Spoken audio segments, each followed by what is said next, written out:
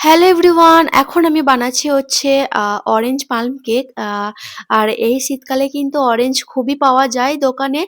আর অরেঞ্জের কিন্তু খুব কমই দাম শীতকালে। আর অরেঞ্জের কেকটা খেতে খুবই ভালো লাগে। কোনো রকম ফ্লেভার মানে ফুড ফ্লেভার এসব না দিয়ে এভাবে বাড়িতে একদম অর্গানিক ভাবে কেক বানানো হয়। ওকে? খেতেও কিন্তু খুব ভালো লাগে। আমি এখানে ২ টো অরেঞ্জ নিয়ে সেই অরেঞ্জের জুসগুলো আমি বের করে নিচ্ছি। আর এই সান্ত্রার জুস খেতে খুবই মানে ভালো লাগে শীতকালে। বাচ্চাদের জন্যে তো খুবই একটা আ দারুণ ফ্রুট এই শীতকালে খাওয়ানো। তারপরে আমি একটা সান্ত্রার যে ছিলকাটা হয় না? সেই ছিলকাটা হালকা গ্রেট করে নিচ্ছি। ওটা ব্যাটারের মধ্যে দিলে কেকটা খেতে খুবই ভালো লাগে। মানে খুবই সুন্দর একটা সেন্ট আসে কেকের মধ্যে। ওকে? আচ্ছা, এরপরে আমি একটা বড় বাউলে একটা ডিম দিয়েছি। ডিমটা আমি একটাই দিয়েছি। চাইলেও ২ টো ৩ টে দেওয়া যায়। আমি একটাই দিই। তারপরে যে জুসটা বের করে রেখেছিলাম, জুসটা আমি এড করে দিয়েছি। এরপরে আমি ২ চামচের মতো দিয়ে দেবো হচ্ছে অলিভ অয়েল। ওকে?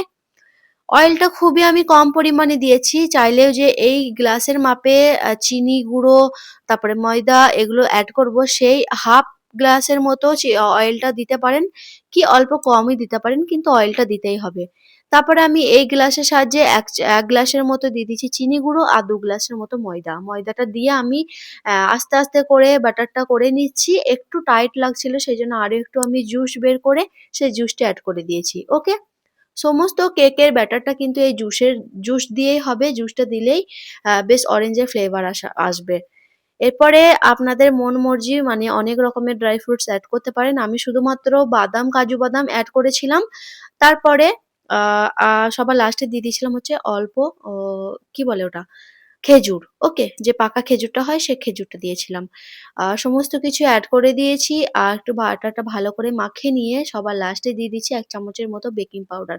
আমি কেক বানালে কোনো রকম বেকিং সোডাটা দিই না, এমনিতেই স্পঞ্জি হয়ে যায়। আমি বেকিং সোডা দিই না, চাইলেও হাফ স্পুনের মতো দিতে পারেন আপনারা, ওকে? বাটারটা ভালো করে মাখানো হয়ে গেছে। এরপরে আমি এই টিফিনটার মধ্যে বেক করব। প্রেশার কুকারেও বেক করতে পারেন। আমি একটা বড় কড়াইয়ের মধ্যেই বেক করি সবসময়। আর ইন্ডাকশন ওভেন থাকলে ইন্ডাকশনেও বেক করতে পারেন। ওকে। ব্যাটারটা আমি একটা বাটার পেপার বিছিয়ে ওর মধ্যে দিয়ে দিচ্ছি হচ্ছে ব্যাটারটা। আর বাটার পেপার যদি বাড়িতে কারোরই না থাকে তাহলে না একটা মানে যে নোটবুকের পেজ থাকে সেই পেজের মধ্যে হালকা বাটার মালিশ মেলে এভাবে ব্যাটারটা ঢেলেও বাটার পেপার রেডি হয়ে যায় বাড়িতেই। এই তো আমি এই কড়াইয়ে বেক করব। আগে থেকে আমি প্রিহিট করে নিয়ে এখন টিফিনটা দিয়ে দিয়েছি।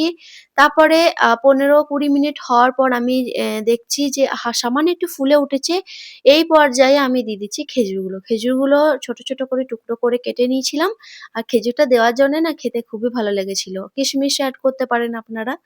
খেজুর দেওয়ার পর আরো ১৫ মিনিট আমি বেক করে নিয়েছি। ব্যাস আমার টোটাল টাইম লেগেছে ৩৫ মিনিটের মতো। আর একদম পারফেক্ট ভাবে একটা অরেঞ্জের পাল্ম কেক রেডি হয়ে গেছে বাড়িতেই। আর ২৫শে ডিসেম্বর তো সামনেই আসছে। বাচ্চাদেরকে বাড়িতেই বানিয়ে দিতে পারবেন। খুবই ইজি ভাবে। খুবই সুস্বাদু, খুবই হেলদি। সরি হেলদি নয়, যেহেতু ময়দা দিয়েছি, ময়দার বদলে ওটসের পাউডার, আটা এইসবও দিয়ে কেক বানাতে পারেন। তাহলে আরো একটু হেলদি হয়ে যাবে বাচ্চাদের জন্যে। ওকে। এই তো দেখুন আমি সামান্য ঠান্ডা করে নেওয়ার পর এভাবে আমি নিয়ে নিয়েছি। আর কতটা স্পঞ্জি হয়েছে আমি কেটে দেখাচ্ছি। আর খেতে দারুণ লেগেছিল। আর কেক বানিয়ে মানে এই পাল্ম কেক যদি রাত্রে বানিয়ে সকালে খাওয়া হয় না সেটা বেশি স্বাদ দ্বিগুণ স্বাদ লাগে খেতে। কেকটা আমি কেটে নিচ্ছি। কেটে আপনাদেরকে আমি দেখাচ্ছি কতটা স্পঞ্জি হয়েছিল। দেখুন একদম মানে পাউরুটির মতো স্পঞ্জি হয়েছিল। খুবই সুন্দর হয়েছিল খেতে। ওকে। আচ্ছা কেমন লাগলো আমার এই কেক বানানোর রেসিপি অবশ্যই জানাবেন। আর আমি আরো ট্রাই করব অন্যান্য রকমের কেক আপনাদের সঙ্গে শেয়ার করতে। আর আমি তো বানানোর পরে হালকা, হালকা একটু গরম ছিল আর খেতে এটা বেশ ভালোই লাগছিল। ১ পিস তো আমি পুরোপুরি শেষই করে দিয়েছিলাম। মানে খেতে, খেতে আমার আর মনেই ছিল না যে ভিডিওর কথা। ওকে। এই তো দেখুন সব ফিনিশিং হয়ে গেছে মোটামুটি। আমি ডেকোরেশন করে আপনাদেরকে একটু লাস্ট পর্যায়ে দেখিয়ে নিচ্ছি। ওকে বাই, টেক কেয়ার, আল্লাহ হাফিজ। দেখা হচ্ছে পরের ভিডিওতে।